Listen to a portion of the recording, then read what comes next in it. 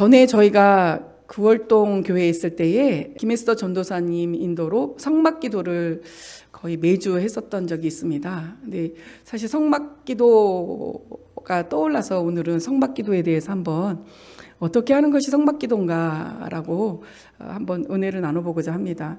지난주에 다윗 왕이 나이가 들어도 그 열정이 식지 않았던 그 이유가 뭐였을까라는 말씀을 가지고 은혜를 나눴었는데요. 다윗 왕이 항상 하나님 앞에 묻기를 그치지 아니하였으므로 그가 열정이 식지 않은 것이 아닌가라는 결론을 맺었었습니다. 그러다 보니까 다시 또 그 열정, 그 성령 충만함이 어떻게 하면 우리한테서 식어지지 아니하고 늘 우리와 함께 있을까라고 고민을 많이 하거든요. 그러다 보니까 성막기도가 사실 떠올랐어요. 성막기도 가운데 늘 함께 있으면 성령 충만함을 유지할 수 있지 않을까라는 생각도 또 있었기에 오늘은 성막기도를 한번 살펴보도록 하겠습니다. 성막 모형을 한번 보여드릴게요.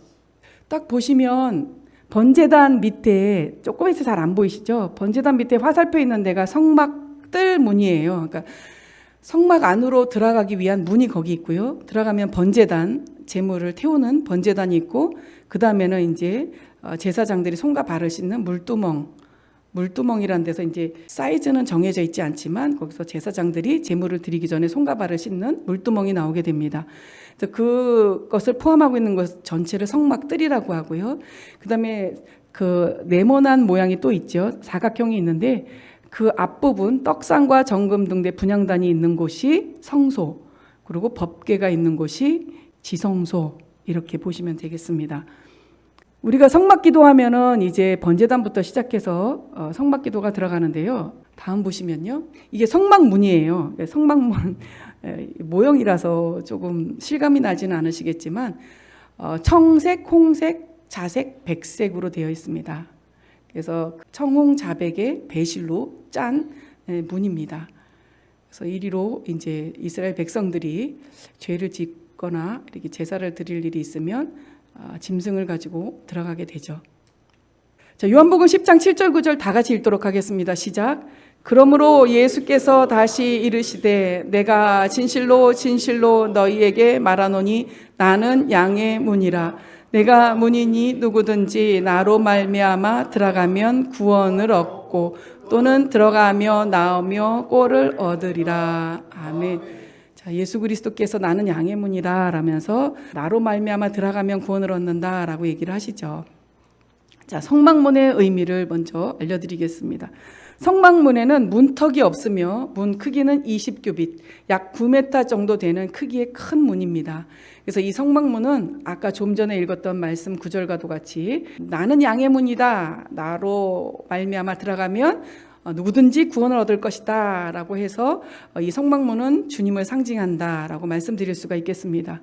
그리고 누구든지 주의 이름을 부르는 자는 구원을 얻으리라. 로마서 10장 13절 말씀처럼 오늘날에도 누구든지 원한다면 어떠한 조건 없이 양의 문이 되시는 예수 그리스도 안에 들어갈 수 있습니다.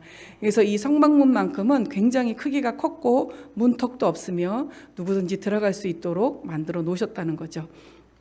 자, 이 문을 우리는 소식을 듣는 거죠.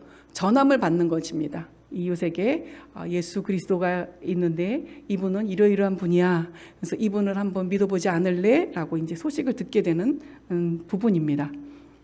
자, 성막문은 청색, 자색, 홍색, 흰색 배실로 짠 문이라고 말씀을 드렸죠. 성막기도 할 때 우리가 이것을 외쳤었는데요. 다 같이 한번 읽어보시겠습니다. 시작. 청색은 생명이신 예수님을 상징합니다. 자색은 왕이신 예수님을 상징합니다. 홍색은 고난당하신 예수님을 상징합니다. 흰색은 부활하신 예수님을 상징합니다. 자, 우리가 예수님을 처음 소식을 접할 때 예수님은 당신을 위해 십자가에서 고난당하신 예수님이십니다. 근데 당신 죄를 해결하시고 부활하신 예수님이세요. 그리고 당신에게 생명을 주시고 당신을 다스리시고 지배하시고 또 이끄시는 왕이신 예수님이십니다 라고 전도를 받게 됩니다. 그래서 우리는 날마다 기도할 때에 이것을 기억하시면서 예수님은 나에게 이런 존재, 이러한 분이시구나 라는 것을 기억하시면 굉장히 좋으실 것 같습니다. 자, 이제 번제단이에요. 아까 말씀드렸던 성막문을 통과하면 뜰 안에서 먼저 만나는 곳이 번제단입니다. 죄를 대속하기 위해 희생제사가 드려진 곳입니다. 자, 처음으로 번제단을 경험한다는 것은 주님을 영접함으로 믿음의 여정을 시작하는 것과 같습니다. 이제 번제단에서 주님이 당신의 죄를 위해서 십자가에 못 박혀 돌아가셨습니다. 그래서 당신은 죄사함을 받고 이제 천국에 들어갈 수 있습니다. 천국으로 인도하는 여정을 시작할 수 있습니다라는 이러한 고백을 같이 따라하게 되죠. 번제단에서. 그러면서 우리가 주님을 영접하게 되어 아멘, 내가 이제부터 예수 그리스도를 믿겠습니다. 4번, 영접한다는 것은 자신이 죄인이었음을 인정하고 그 앞에서 나의 죄를 대신하여 십자가에서 죽임당하신 예수 그리스도 까닭에 나의 모든 죄에 대하여 사함받음은 물론 의롭다함을 얻었다는 것을 마음에 받아들이고 고백하는 것입니다. 처음부터 믿어지지는 않으실 거예요. 근데 늦게 죄죠. 나의 죄를 위해서 죽으시고 죄사함을 주시고 그러면서 나를 의롭다 해주셨구나 하고선 그냥 일단 마음에 받아들이고 고백을 하는 것, 이것이 번제단의 의미입니다. 자, 예수 그리스도께서 몸을 단번에 들이심으로 말미암아 우리가 거룩함을 얻었음을 경험함은 물론 믿음이 성장함에 따라 이 번제단을 통하여 점점 더 폭넓은 구원과 영생을 경험하게 됩니다. 예전에는 이스라엘 백성들이 죄를 짓거나 이럴 때 와서 제물을 드리게 되는데 죄를 지을 때마다 제물을 가지고 왔어요. 제물을 가지고 왔는데 지금의 시대, 이 시대를 살고 있는 우리는 그와 같은 일을 하지는 않습니다. 왜냐하면 예수 그리스도께서 단 한 번 죽으심으로 말미암아 우리의 과거, 현재, 미래 모든 죄를 다 해결하시기 때문에 이 번제단에서 짐승을 잡아 드릴 일은 없습니다. 하지만 이 번제단에서 단번에 드리신 이 예수님을 통하여서 죄사함과 의롭다함을 얻었다는 영접뿐만 아니라 우리가 믿음 안에서 성장하면 성장할수록 우리 주님이 십자가에서 죽으심으로 말미암아 내가 거듭나는 영의 구원을 받았구나. 또 성령 세례 받는 혼도 구원을 받았네. 성령 충만 받는 몸의 구원을 받았구나. 이 은혜를 이 번제단에서 체험할 수 있게 되는 것입니다. 말씀드렸던 것처럼 믿음이 성장함에 따라서 더 폭넓은 구원과 영생을 경험하게 되는 것이 바로 이 번제단입니다. 자, 불이 끊어지지 않고 단위에 피워 꺼지지 않게 할지니라. 레위기 6장 13절. 번제단의 불은 꺼트리면 안 된다고 했습니다. 이것은 번제단의 불이 항상 있었던 것처럼 예수께서 몸을 단번에 들이심으로 누구든지 믿는 자에게 임하는 죄사함과 의롭다함, 구원과 영생의 은혜는 항상 유지되고 있다는 것을 기뻐하시기 바랍니다. 과거에는 이제 언제든지 제물을 가져와서 번제단에서 살라야 했기 때문에 꺼트리지 않게끔 하나님께서 지시를 하셨는데 지금은 우리 주님께서 늘 그곳에 계시는 거예요. 당신의 은혜로, 당신의 보혈로 그곳에 계시기 때문에 죄사함과 의롭다함, 구원과 영생은 언제든지 주님 앞에로 가면, 언제든지 주의 이름을 부르면 항상 그 은혜는 우리가 입을 수 있다라는 거죠. 그러하기에 우리의 믿음은 계속 성장해야 되고 그리스도를 닮은 경건하고 거룩한 삶은 지속돼야 합니다. 왜? 우리 주님께서 죄사함과 의롭다함, 구원과 생명을 여전히 유지하고 계시기 때문에 우리는 그 삶을 유지할 수도 있고 또 유지해야만 합니다. 두 번째 나아가는 곳은 물두멍입니다. 물두멍. 번제단 뒤에 물두멍이 있었죠. 제사장들이 제사를 드리거나 성소 안에 들어가기 전에는 반드시 이곳 물두멍에서 수족을 씻도록 정하셨습니다. 한번 그림을 다시 보여드렸어요. 번제단 뒤에 물두멍. 자, 물두멍의 의미는 성소 안에 다른 기구들이 정확한 규격을 가지고 있는 것과 달리 물두멍은 크기가 제시되어 있지 않습니다. 그래서 솔로몬 왕이 성전을 지었을 때는 이 물두멍이 10개가 있었어요. 우리는 지금 하나가 저기 그림에 있잖아요. 이 성막과 솔로몬 성전의 크기는 다릅니다. 솔로몬 성전이 제가 알기로는 2배 이상 컸다고 얘기가 되어 있는데 그 들어가면 물두멍이 이렇게 10개가 놓여져 있는, 왜냐하면 정확한 규격을 가지고 있지 않았기 때문에 그렇게 그것이 가능하지 않았나 싶습니다. 자, 그리스도를 닮은 경건하고 거룩한 삶을 지속해 나가기 위해 말씀대로 살고자 할 때 발견되는 죄들을 이곳에서 씻으면 되는 것입니다. 지금 제가 말씀드린 것은 현재의 우리가 해야 할 것들을 말씀드리고 있는 것입니다. 예수께서 가라사대 이미 목욕한 자는 발밖에 씻을 필요가 없느니라. 온몸이 깨끗하니라. 너희가 깨끗하나 다는 아니니라 하시니라는 말씀처럼 번제단에서 예수 그리스도의 이루신 사실을 믿기에 이후에 발견되어지는 죄들은 물두멍에서 발만 씻으면 되는 것입니다. 왜냐하면 주님께서 보혈로, 십자가의 보혈로 우리의 모든 과거, 현재, 미래 죄를 다 씻었기 때문에 우리가 또 그럼에도 불구하고 우리 안에서 발견되어지는 또 실수로 저질러버리는 죄나 허물들이 나타날 때가 있지 않습니까? 그럴 때에는 바로 이 물두멍에 와서 죄사함을 받으면 된다라는 거예요. 그래서 이 물두멍에 그런 의미를 가지고 있다라고 보시면 될 것입니다. 자, 이제 우리가 본 것은 성막들 안에 있는 번제단과 물두멍인데요. 이제 성소에 나아가는 것인데 반드시 번제단과 물두멍의 경험 후에 성소로 나아갈 수 있습니다. 번제단을 통해 주께로부터 죄사함과 의롭다함, 구원과 생명을 얻었음을 항상 명심하고 날마다 발견되어지는 죄에 대하여 물두멍에서 씻는 곧 회개함으로 자신의 삶을 정결케 하려 한다면 거듭나는 은혜를 상징하는 성소로 들어가게 되는 것입니다. 우리가 주님을 영접하고 번제단에서 영접을 했다고 하십시다. 그럼 주님을 영접하고 주님은 이런 분이구나. 그러면서 이제 말씀도 보고 이제 주변에서 듣게 됩니다. 그러면 그래, 이렇게 살아야 되는 거구나. 이렇게 해라, 이렇게 하지 말아라, 또 이것을 버려라, 지켜라, 이런 말씀을 살다 보면 죄가 드러날 수밖에 없어요. 또 죄를 지을 수밖에 없어요. 이럴 때 회개하고 또 죄 지면 회개하고 죄 짓고 회개하고 죄 짓고 회개하는 것이 성막들에 있는 모습입니다. 자, 그러다 보면 어떻게 돼요? 우리에게 하나님이 거저 주신 은혜가 있으시죠? 거듭나는 은혜를 받게 되는 겁니다. 그것이 바로 성소로 들어가게 되는 거죠. 자, 성소와 지성소 안에 있는 기물들은 모두 금으로 만들어졌습니다. 금은 하나님의 신성한 본성을 의미합니다. 성막들에서 죄를 처리하는 경험과는 달리 성소와 더 나아가 지성소에서는 주님의 생명으로 인도함을 받고 성장하고 또한 주님의 임재 가운데 연합하는 경험을 하게 됩니다. 성막들하고 성소와 지성소는 너무나도 다른 의미를 가지고 있습니다. 성막들에서는 번제단 물두멍인데 이건 죄와 관련된 기물들이에요. 동물을 잡아서 태우고 또 물두멍에서는 손과 발을 씻는, 그러니까 죄에 관련된 거예요. 그래서 죄 짓고 회개하고 죄 짓고 회개하는 것이 성막들이라면 이제는 성소 안에는 다 금으로 되어 있습니다. 물론 순금으로 되어 있는 것은 일부 정금등대나 속죄소로 알고 있는데 다른 것은 시틴나무로 해서 금으로 이제 겉을 씌웠다고 합니다. 하지만 이 성소 안에 있는 금으로 있다는 것은 하나님의 그 생명이 그 가운데 머물고 있고 또 임재하고 계시는 장소라서 금으로 만들었다고 볼 수도 있을 것 같습니다. 자, 죄와 상관없으신 주님의 은혜와 임재가 머무는 장소이기에 우리는 반드시 성막들에서의 경험을 통해 거듭나는 은혜를 입어야 합니다. 예수께서 대답하여 가라사대 진실로 진실로 내게 이르노니 사람이 거듭나지 아니하면 하나님 나라를 볼 수 없느니라. 자, 이 말씀을 보시면 우리가 성소로 들어가는 것이 거듭남이라고 말씀을 드렸잖아요. 죄 짓고 회개하는 곳은 성막들, 번제단과 물두멍.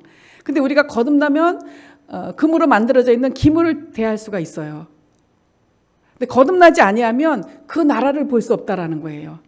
주님을 체험할 수 없다라는 거죠. 주님의 생명을 맛볼 수 없다라는 것입니다. 다시 한번 보면요. 조그만 사각형 안에 오른쪽에 보시기에 오른쪽에는 떡상, 정금능대, 분향단, 법궤 이것이 다 금으로 되어 있습니다.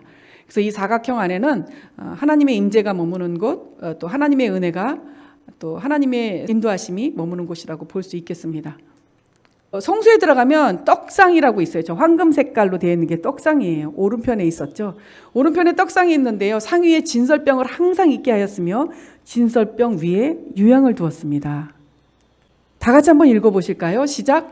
너는 고운 가루를 취하여 떡 12를 굽되 매 덩이를 에바 10분위로 하여 여호와 앞 순결한 상 위에 2줄로 한 줄씩 6씩 진설하고 너는 또 정결한 유향을 그 매 줄 위에 두어 기물로 여호와께 화제를 삼을 것이며 항상 매 안식일에 이 떡을 여호와 앞에 진설할지니 이는 이스라엘 자손을 위한 것이요 영원한 언약이니라. 아멘. 떡상 위에 있는 것, 떡같이 생긴 것 6줄씩 12개 해가지고 있는 것이 진설병이고요. 그 위에 황금 색깔로 있는 것을 유향으로 보시면 됩니다. 진설병은 예수 그리스도를 상징합니다. 하늘로서 내려온 떡, 곧 말씀이신 예수 그리스도 앞에서 그 생명을 구하는 것입니다.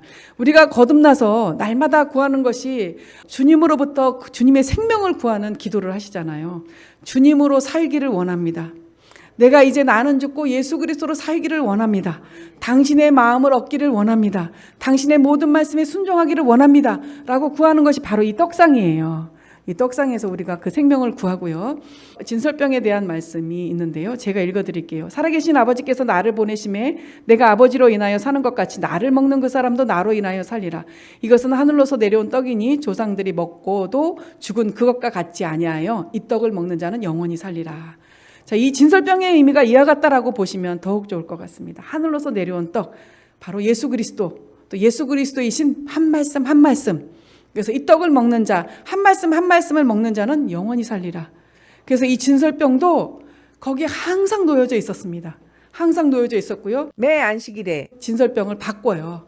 진설병을 바꾸고 내려온 진설병은 제사장들이 먹고 새로운 진설병을 올려놓습니다. 자, 그 다음에 진설병 위에 있는 것이 유향이에요. 유향은 안식일날 떡을 교체할 때에 번제단에 가져가서 기념물로 태워 화제로 드려집니다. 자, 유향을 드린다는 것은 말씀에 순종한다는 것을 의미합니다.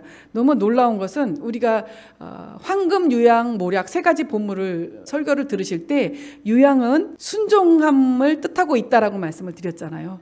그렇듯이 여기 진설병 위에 유향을 두었다는 것은 예수 그리스도 한 말씀 한 말씀 위에 유향을 두었다는 것은 그 말씀에 순종하는 것을 의미하는 것까지 우리가 보시면 더욱 좋을 것 같습니다. 그러니까 진설병에 나아간다는 것은 내가 하나님 한 말씀 한 말씀을 듣고 그 말씀에 순종하겠다라는 마음을 가지고 구하는 자세로 나아가는 것, 그것이 바로 떡상 앞에 나아가는 우리의 자세다라고 보시면 좋을 것 같습니다. 진설병과 유향의 의미, 성소 안에 들어간다는 것은 거듭남을 의미하며 갓난아이들 같이 순전하고 신령한 젖을 사모하여 모든 구원에 이르도록 자라게 하시기 위해 예수 그리스도 진설병이신 모든 말씀 앞에 나와 그 말씀을 사모하도록 하시는 것입니다. 자, 유향의 의미는 순종입니다. 예수 그리스도이신 모든 한 말씀 한 말씀을 사모하고 그 말씀에 순종해야 함을 나타내고 있습니다. 오른편에 떡상, 옆에 정금등대가 있어요. 순금으로 만들어졌으며 물두멍과 같이 크기에 대한 규정이 없습니다. 자, 민수기 8장 2절 다 같이 한번 읽어보도록 하겠습니다. 시작. 아론에게 말하여라. 너는 그에게 등잔을 밝힐 때에는 등잔 7개가 등잔대 앞 맞은 쪽을 비추게 차려 놓으라고 일러라. 아멘. 자, 정금등대는 맞은편에 떡상을 비추고 있습니다. 성령님은 예수 그리스도를 증거합니다. 자, 정금등대가 앞을 비추게 차려놓아라 라고 얘기를 했는데 앞이 바로 떡상이에요. 이 정금등대가 떡상을 비춘다는 것은 성령께서 예수 그리스도를 증거하신다는 것입니다. 우리에게 오셔서 예수 그리스도에 대해서 말씀해 주시고 깨닫게 하시고 기억나게 하시는 분은 누구다? 성령님이시다. 그러니까 우리가 떡상 앞에 가서 주님을 구하고 주님의 생명을 구하고 순종할 마음을 먹고 정금등대에 나아가서 성령님의 인도함을 받는 거예요. 날마다. 자, 보혜사 곧 아버지께서 내 이름으로 보내실 성령 그가 너희에게 모든 것을 가르치시고 내가 너희에게 말한 모든 것을 생각나게 하시리라. 주님에 대해서 알려주시고 생각나게 하시겠다는 거예요. 떡상에서 구한 예수 그리스도의 생명을 정금등대에서 성령님에 의해 알게 하시고 인도하심으로 열매 맺도록 성장하게 하십니다. 믿으십니까? 아멘이시죠. 자, 여기까지만 봐도 우리 하나님께서 이스라엘 백성, 출애굽 백성에게 이 성막을 만들게 하시고 성막 안에서 하나님을 섬기게 하셨고 하나님께서는 속죄소를 통해서 이들에게 말씀하셨어요. 자, 이것이 지금 우리가 살고 있는 이 시대에도 고스란히 전해져서 우리가 어떻게 살아야 할지 하나님 앞에 어떻게 나아가야 할지를 너무나도 정확하게 보여주고 계시는 것입니다. 정말 변함이 없으세요. 이스라엘 백성을 대하셨을 때 이스라엘 백성을 인도하시는 방법과 우리에게 영적인 이스라엘 백성인 우리에게 우리를 인도하시는 방법과 우리를 성장시키는 방법이 너무나도 동일하시고 변함이 없으신 하나님을 우리는 경험하고 있습니다. 자, 아론은 주 앞에서 순금 등잔대 위에 그 등불을 늘 켜두어야 한다. 아멘. 자, 번제단 불 꺼트리지 말아라. 떡상 앞에 떡 항상 있게 하라. 등불 늘 켜두어라. 항상 이렇게 하나님께서 늘 이렇게 해라 하시는 게 있어요. 다 이유가 있으시지 않으시겠습니까? 자, 등잔불이 항상 있게 하라 하십니다. 항상 성령의 인도함을 받아야 합니다. 항상 성령의 인도함을 받지 못한다면 다시 말해 등잔대에 기름이 채워지지 않거나 불똥등이 정리되지 않는다면 왜 촛대가 이렇게 불똥이 생기면 불이 꺼지잖아요. 그러기 위해서 제사장은 항상 가서 불똥도 정리를 합니다. 근데 이런 것들이 정리되지 않는다면 정금등대의 불이 꺼지듯이 우리의 생명도 더 이상 성장할 수 없을 것입니다. 기름을 채우거나 불똥이 정리되는 것도 성령님을 통한 우리의 역할인 것을 기억하시기 바랍니다. 자, 너희가 전에는 어둠이더니 이제는 주 안에서 빛이라. 빛의 자녀들처럼 행하라. 빛의 열매는 모든 착함과 의로움과 진실함에 있느니라. 자, 우리가 어둠이었지만 이제 정금등대 앞에 나아가 성령께서 알게 하시는 주님의 생명을 맛보고 그 빛에 거한다면 우리는 모든 착함과 의로움과 진실함 가운데 살아나아갈 수 있을 것입니다. 하지만 우리가 그렇지 않다면 너희는 스스로 조심하라. 그렇지 않으면 방탕함과 술 취함과 생활의 염려로 마음이 둔하여지고 뜻밖의 그날이 덫과 같이 너희에게 임하리라. 자, 우리가 성령의 밝히 조명한 가운데 인도함을 받지 못한다면 이와 같다라는 거예요. 술 취함과 생활의 염려로 또 방탕함으로 둔하여지고, 우리가 둔하여짐으로 주님이 오실 때에 그 오심도 우리가 맞이하지 못하고 경험하지 못하게 될 것이다라는 말씀을 하고 계시는 것입니다. 다음은 분향단입니다. 분향단이 이제 지성소의 휘장 바로 앞에 있는데, 일단 히브리서에 보면은 이 분향단이 지성소 안에 들어가 있는 것으로 나와요. 근데 그것은 우리 주님께서 십자가에서 죽으심으로 휘장이 갈라졌잖아요. 갈라졌기 때문에 히브리서에서 분향단이 지성소 안에 들어가 있는 것도 옳고, 지금 이거는 제가 이제 구약의 성막 모형을 가지고 하는 것이기 때문에 휘장 밖에, 지성소를 가리고 있는 휘장 밖에 있는 것으로 보시면 됩니다. 지성소 휘장 앞 중앙에 위치합니다. 향단에는 하나님께서 지시하신 방법대로 제조된 거룩한 향들만 피울 수 있습니다. 참 여기서도 너무 놀라워요. 향을 아무거나 피우면 안 되고, 이 향에 대해서도 하나님이 지시하세요. 이렇게 모으놓고 어떤 향 넣고 하고 다시 그것만 해야 되게 돼 있거든요. 다 같이 읽어보도록 하겠습니다. 시작. 향로를 취하여 여호와 단 위에서 피운 불을 그것에 채우고, 또 두 손에 곱게 간 향기로운 향을 채워가지고 장 안에 들어가서 여호와 앞에서 분향하여 향연으로 증거계 위 속죄소를 가리우게 할지니 그리하면 그가 죽음을 면할 것이며. 아멘. 다 아시죠? 지성소에는 제사장이 못 들어갔고 대제사장만 1년에 한 번씩 들어갑니다. 근데 이가 가지고 가는 것이 향을 피워서 속죄소 위에서 그 향연이, 그 향의 연기가 속죄소를 가리우게 하면은 대제사장이 죽음을 면하는 거예요. 이와 같은 방법으로 대제사장이 들어갔다라는 것을 기억하시고, 지금 우리는 어떻게 해야 되는지를 살펴보도록 하겠습니다. 제가 읽겠습니다. 또 다른 천사가 와서 제단 곁에 서서 금향로를 가지고 많은 향을 받았으니 이는 모든 성도들의 기도들과 합하여 보좌 앞 금단에 드리고자 함이라. 향연이 성도의 기도와 함께 천사의 손으로부터 하나님 앞으로 올라가는지라. 제가 이 말씀을 알려드린 것은 이 향연, 이 향의 연기는 성도의 기도다, 우리의 기도다라는 의미도 포함하고 있다는 것을 알게 하시기 위해서 이 구절을 알려드렸습니다. 다음 보시면, 아론의 아들 나답과 아비후처럼 다른 불을 담아 분향함으로 여호와 앞에서 죽게 된 사례가 있었습니다. 우리는 번제단에 불을 가져다가 분향해야 할 것입니다. 분향단에 있는 이 향을 태우기 위한 불이 어디서 가져오냐면요, 번제단에서 그 불을 끌어와요. 자, 번제단은 아까 제가 뭐라고 말씀을 드렸어요? 불이 꺼지지 않는 것. 우리 주님께서 항상 거기에 단번에 들이심으로 말미암아 그곳에 주님의 역사하심, 죄사함과 의롭다함, 구원과 생명이 항상 그곳에 머무는 자리예요. 장소예요. 번제단이. 그렇기 때문에 이 번제단을 끌어다 온다는 것은 예수 그리스도께서 이루신 모든 사실로부터 우리의 기도는 시작돼야 된다는 거예요. 번제단의 불로 향을 피운다는 것은 예수 그리스도께서 이미 모든 구원을 완성하셨다는 이 기본 사실을 바탕으로부터 이 향을 피우는 거예요. 우리의 기도가 시작돼야 된다는 것이죠. 다른 이름으로가 아니라, 어떤 것으로가 아니라 오직 예수 그리스도, 이분이 이루신 사실로부터 우리의 기도는 시작돼야 할 것입니다. 하나님께서 지시하신 방법대로 제조된 거룩한 향들로 피운 향연만이 속죄소를 가리워 죽음을 명케 하신 같이 이 거룩한 향 또한 예수 그리스도를 의미하기도 합니다. 오직 예수 그리스도만이 죽음 가운데서 구원하실 분이시기 때문이죠. 우리의 기도는 한 말씀 한 말씀에 대해 순종하기 위한 첫걸음이 됩니다. 그러하기에 우리의 기도는 말씀에 대한 순종과 순복을 의미하기도 합니다. 자, 여기서 기도 얘기를 말씀을 드렸는데요. 아까 이 향을 피울 때 향기가 성도의 기도를 의미하기도 한다고 말씀을 드렸잖아요. 예수 그리스도가 이루신 사실, 번제단의 불을 끌어다가 예수 그리스도의 이름으로 기도하는 이 모든 기도가 우리가 하나님 앞에 향연을 올려드리는 것과 같이 순종하겠습니다. 하나님의 모든 말씀, 한 말씀에 순복하겠습니다라는 의미를 가지고 기도한다라고 우리가 그 의미를 새겨야 될 줄로 여겨지기 때문에 또한 이같이 말씀을 드립니다. 그래서 이 기도의 시작은 순종하겠다, 순복하겠다라는 것에 어떤 시발점이 될 수가 있는 거예요. 우리가 기도하는 이유가 주님, 저희로 하여금 이 말씀에 순종할 수 있는 은혜를 주십시오. 우리로 하여금 주님의 뜻을 알기를 원합니다. 뜻을 알고자 하는 것은 우리가 순종하고 순복하고자 하는 마음이 있기 때문이 아니시겠습니까?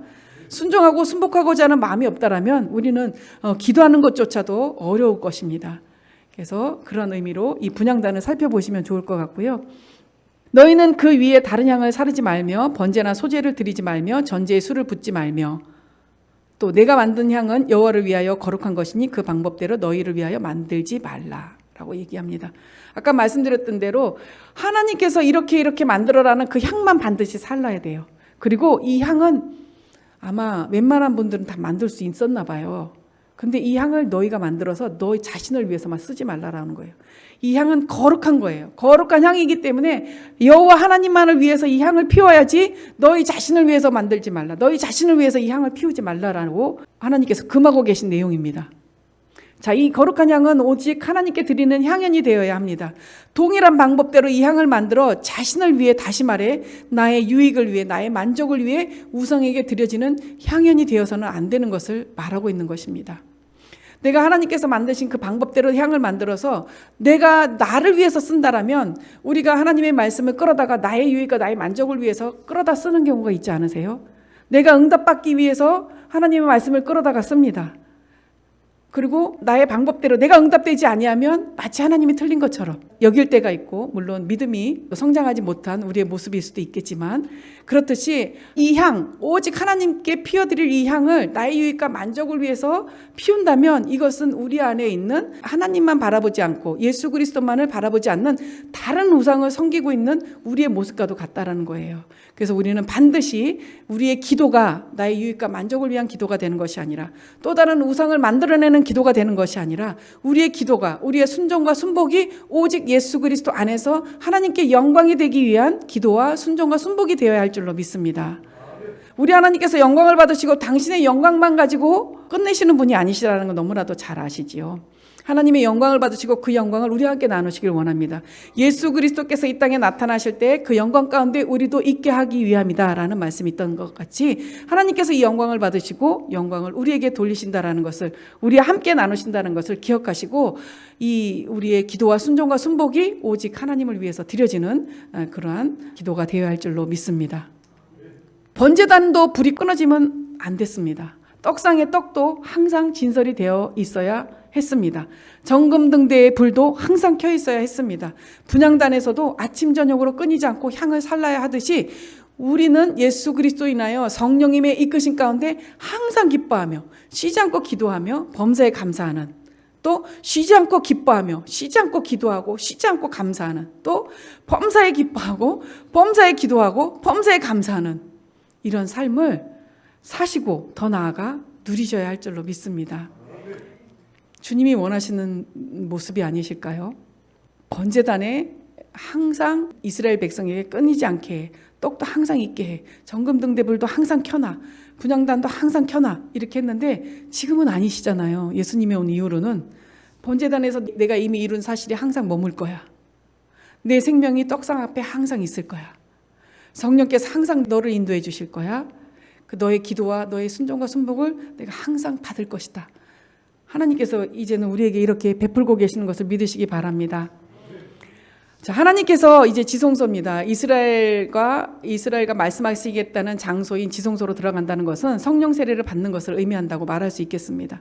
더 나아가 이곳에서 주님이신 한 말씀 한 말씀과 내주 합의를 이루며 성장하는 완전한 연합을 바라볼 수 있습니다. 자, 하나님을 향한 거룩한 향이 되어주신 예수 그리스도를 통해, 다시 말해 하나님께서 지시하신 방법대로 제조된 거룩한 향 한 말씀 한 말씀을 통해 이 거룩한 향들로 피운 향연이 될 때, 다시 말해 한 말씀 한 말씀에 순종하고자 할 때, 내 속사람은 하나님의 법을 즐거워하되 내 지체 속에 한 다른 법이 내 마음의 법과 싸워 내 지체 속에 있는 죄의 법 아래로 나를 사로잡아오는 것을 보는도다. 오라 나는 공고한 사람이로다. 이 사망의 몸에서 누가 나를 건져내랴. 이 단계가 옵니다.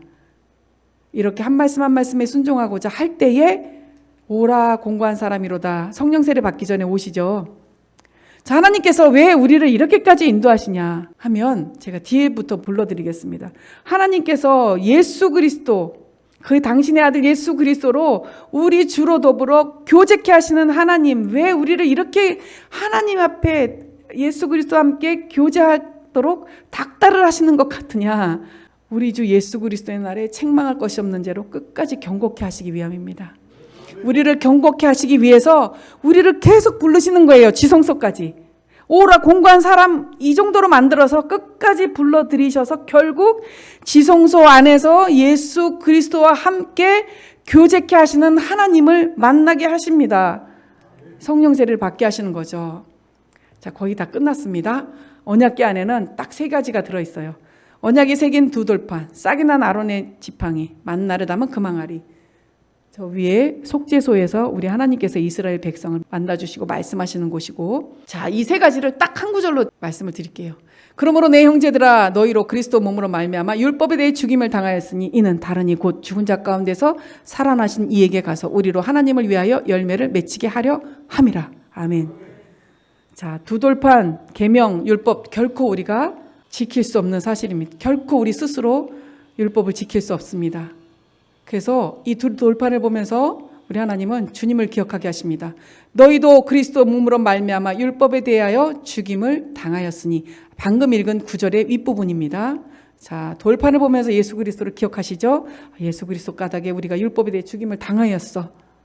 자, 싹이 난 아론의 지팡이를 보면서 우리는 부활하신 주님을 또 경험합니다.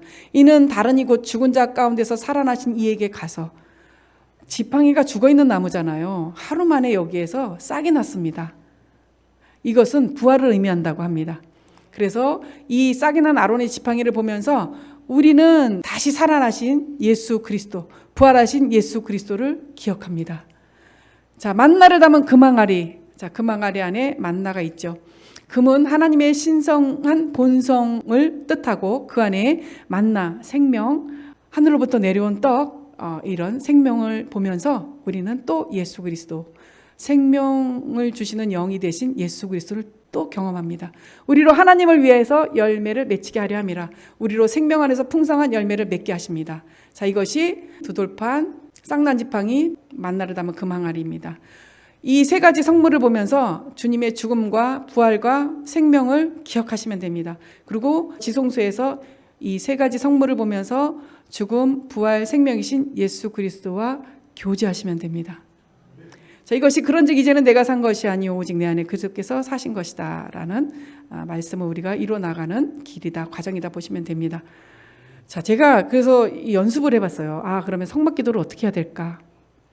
제가 한번 읽어드릴게요. 주님은 저희 죄 때문에 고난당하신 분이십니다. 주님은 저의 모든 사망 권세를 이기시고 부활하신 분이십니다. 주님은 나의 생명이십니다. 주님은 나의 왕이십니다. 매 순간 생명 주시는 영이 되신 예수 그리스도께 나아가, 떡상 앞에 나아가 매 순간의 양식을 구하며 성령님의 도우심을 힘입어 정금등대 앞에 나아가 내주합일된 말씀에 순종함으로 예수 그리스도로 인하여 생명의 풍성함을 얻게 하소서. 아멘. 자, 분향단까지 갔습니다. 순종의 삶을 살면서 발견되어지는 죄와 허물을 더러운 것으로 여겨 예수 그리스도의 보혈로 깨끗이 씻고 예수 그리스도의 생명으로 사는 순종의 향기를 오직 하나님 아버지의 영광을 위해 드리게 하소서. 분향단의 삶입니다. 순종의 향, 곧 예수 그리스도로 살고자 할 때 나는 날마다 충돌하는 고백으로, 또 오직 예수 그리스도로 다시 사는 부활의 영광으로 생명의 풍성함을 누리게 하소서. 아멘. 자, 우리의 삶은 이렇게 죽고 부활하고 생명을 누리면 되는 것입니다. 기도 제목으로 아까 말씀을 드렸던 것이 있어요. 끝났습니다. 아까 기도 제목으로 말씀드렸던 내용 중에 뭐냐면 한 말씀 한 말씀이 죽음과 부활과 생명을 경험하는 말씀으로 우리는 날마다 경험해야 합니다. 말씀 한 말씀을 접할 때 우리는 이 성막기도로 다 나아가셔서 우리로 하여금 성령의 충만함이 끊이지 않는 그런 삶을 사셨으면 좋겠습니다. 제가 번번이 양이 많아서 이렇게 막 쏜살같이 달려나가는데요. 기억나시는 대로 짧게 기도하겠습니다. 아버지 하나님, 우리로 하여금 성령의 충만한 가운데 주님을 경험하는 삶을 놓치지 않게 해달라고 주여 한번 하시고 기도해 주시겠습니다.